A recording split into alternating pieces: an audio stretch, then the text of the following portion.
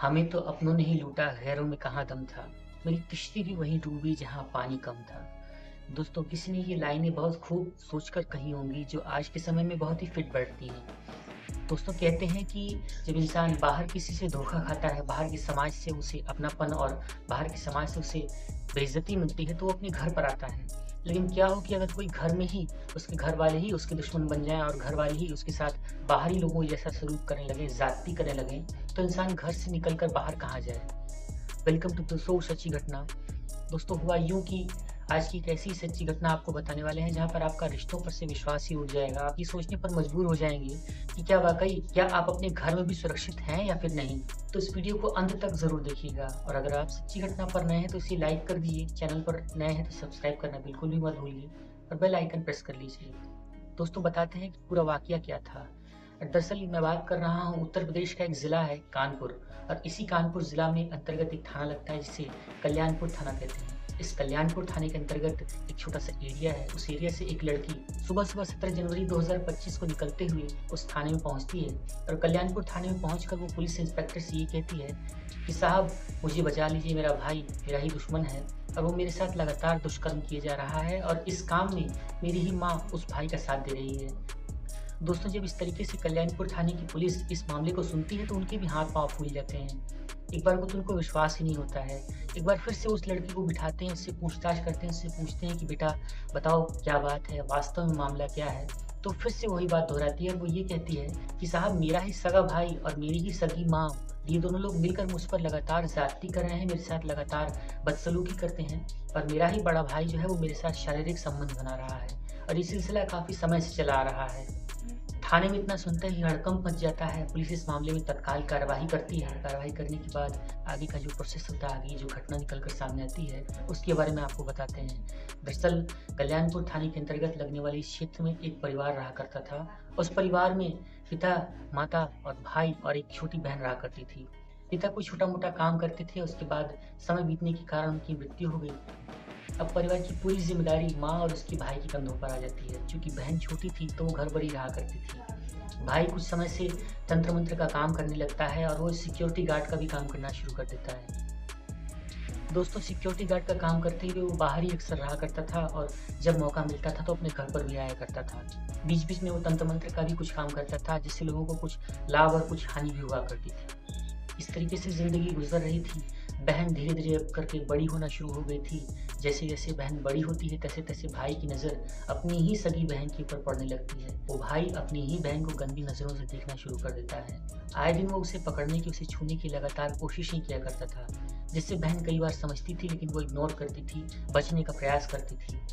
और इधर जो माँ थी, वो काम-धंधे की तलाश में घर से अक्सर बाहर रहा करती थी, लोगों के घरों में चूल्हा-चौका करती थी, झाड़ू-पोछा करके अपने परिवार की ज़िंदगी बसर कर रही थी। दोस्तों, जब भाई ये देखता है कि इसकी बहन उसके हत्थे नहीं चढ़ रही है और वो उसे किसी प्रकार से नहीं पा रहा है, तो वो अपने काम पर वापस लौट जाता है और सिक्योरिटी गार्ड की नौकरी पर वापस से अपना काम करना शुरू कर देता है। बीच-बीच में वो घर पर भी आया करता था और अपने मौके की तलाश में रहा करता था। इसी बीच उस भाई को ये जानकारी मिलती है कि उसकी ही जो बहन है, उसका एक प्रेम प्रसंग चल रहा है एक दोस्त के साथ और वो दोस्त से उसकी दोस्ती जो है एक प्रेम संबंध के रूप में आ चुकी है और अब ये दोनों लोग मिलकर शादी भी कर सकते हैं और इनका रिश्ता बहुत मजबूत हो रहा है। जब भाई ये देखता है कि उसकी बहन किसी व्यक्ति के साथ प्रेम संबंध में है, किसी युवक के साथ प्रेम संबंध में आ चुकी है, तो अपनी माँ को समझाता है, अपनी माँ को ये बताता है कि उसकी बहन के ऊपर तंत्र मंत्र का काला साया पड़ चुका है, उसके ऊपर भूत प्रेत का कोई बुरा चक्कर चल रहा है, इसकी इलाज के लिए उसे उसका इलाज करना पड़ेगा। इसके जवाब में उसकी माँ अपने बेटे का पक्ष लेती है और अपने बेटे से ये कहती है कि ठीक है बेटा, तुम दुनिया का इलाज करते हो, दुनिया का उपचार कर रहे हो, तो अपनी बहन का भी इलाज उपचार कर दो। इसके बाद उसका भाई अपनी ही बहन के साथ उस घर में जाता है। घर के कमरे में जाकर अपनी बहन को अकेला पाकर ज़बरदस्ती उसके साथ शारीरिक संबंध बना लेता है। एक बार जब इस तरीके से सिलसिला होता है, तो बहन बहुत चीखती है, चिल्लाती है, बचने का बहुत प्रयास करती है, लेकिन वो अपने उस दरिंदे भाई से बच नहीं पाती है। दोस्तों जब कहते हैं एक बार इस तरीके का घटना घट जाता है तो दोबारा भी घटता है। ऐसा ही होता है इस भाई और इस बहन के साथ। जब भी भाई को मौका मिलता था तो अपनी ड्यूटी बजाकर घर आता था और अपनी ही बहन के साथ इस तरीके का गंदा काम करता था। दोस्तों इसके बाद होता यूँ है कि जब भाई अपनी बहन के साथ इस तरीके से लगातार गंदगी कर रहा होता है तो वो बहन अपनी माँ से शिकायत करती है कि भाई इस तरीके से मेरे साथ व्यवहार कर रहा है। तो माँ उसे ही चुप करा देती है। माँ उसे कहती है कि इस बारे में किसी से कोई जानकारी मत देना, कुछ बताना मत, वरना हमारी बहुत बेइज्जती होगी, हमारा बहुत अपमान होगा। ऐसा कहकर वो अपनी ही बेटी को चुप करा देती है और ये भाई लगातार उसके साथ शारीरिक संबंध बनाता गया, उसके साथ ज़्यादती करता गया। और यही नहीं, वो अपनी माँ से ये कह देता है कि ये लड़की बाहर किसी व्यक्ति के साथ शारीरिक संबंध बना रही है, उसके साथ सो रही है और उसके साथ उसका फ़ोन छीन लिया जाता है, उसके साथ मारपीट करके उसे बाहर निकलने पर भी अंकुश लगा दिया जाता है ताकि वो किसी से इस मामले में चर्चा ना कर सके, किसी से इस मामले में मदद ना माँग सके।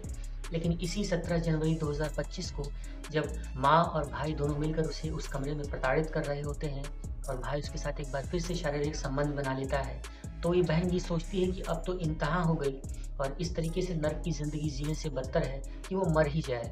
ऐसा सोचकर वो बहन अपने घर से निकलती है, किसी बहाने को बनाकर वो बाहर भागती है। भागते हुए 18 जनवरी 2025 के दिन सुबह-सुबह कल्याणपुर थाने में पहुँचती है। वहाँ पर जाकर वो उस पूरे मामले की इत्तला देती है, जानकारी देती है। जब जानकारी मिलती है तो पुलिस को भी इस बात पर विश्वास ही नहीं होता है। पुलिस ये सोचती है कि इस लड़की का किसी और से प्रेम प्रसंग चल रहा है और वो प्रेम प्रसंग में व्यक्ति को पाने के लिए, उसके साथ शादी करने के लिए अपने ही परिवार पर इस तरीके का झूठा आरोप लगा रही है। लेकिन जब पुलिस इस मामले में उस माँ और उस बेटे को गिरफ्तार करती है और उसके साथ सख्ती से पूछताछ करती है तो ये पता चलता है कि वाक़ई जो इस लड़की ने आरोप लगाए हैं वो सारे के सारे आरोप 100% सच हैं और उसके साथ इस तरीके से ज़्यादती लगातार काफ़ी समय से चली आ रही है। तत्काल कल्याणपुर पुलिस इस मामले में कार्यवाही करती हुए उस माँ और बेटे को गिरफ्तार करती है और उन माँ बेटे को 504, 506, 376 यानी कि मारपीट, दुष्कर्म, अपमान करना और कई तरीके की साजिश रचने के आरोप में गिरफ्तार करके उन्हें जेल भेज देती है। दोस्तों इसके बाद जो आगे की कार्यवाही होगी उसके बारे में हम आपको ज़रूर अपडेट करेंगे। इस बारे में जो भी रिपोर्ट निकल कर आएगी उसके बारे में हम आपको ज़रूर इत्तला करेंगे। दोस्तों इस पूरी सच्ची घटना को सुनाने का उद्देश्य किसी का भी दिल दुखाना, किसी को भी अपमान करना या किसी को भी अपमानित करके उनका तिरस्कृत करना बिल्कुल भी नहीं है। दरअसल इस तरीके की जो वारदातें हैं वो हमारे समाज में जो आए दिन घट रही हैं वो हमें जागरूक करती हैं, हमें ये बताती हैं कि हमें हर तरीके से अपने प्रति अपने लिए सचेत रहना होगा और आसपास के साथ साथ अब अपने घर पर भी नज़र रखनी होगी। कमेंट करके इस मुद्दे पर अपनी राय, अपने विचार ज़रूर रखें और अगर आप सच्ची घटना चैनल पर नए हैं तो इस वीडियो को एक लाइक कर दीजिए, चैनल पर नए हैं तो इसे सब्सक्राइब कर दीजिए। वीडियो को ज़्यादा से ज़्यादा शेयर कीजिए ताकि लोग इस तरीके के मामलों को जो हमारे ही समाज में, हमारे ही आसपास घट रहे हैं उसके बारे में अलर्ट हो सकें और ऐसे लोग जो इस तरीके का घृणित कार्य कर रहे हैं उनका जो असली चेहरा है वो समाज के सामने उजागर हो और लोग इस तरीके के मामलों से अलर्ट रहें। एक नई सच्ची घटना लेकर एक नई वीडियो के साथ हम अनुराग आपसे फिर मिलते हैं। तब तक के लिए आप सभी अपना अपना ख्याल रखें, अपने आसपास के माहौल पर नज़र बनाए रखें और सुरक्षित रहें। Take care.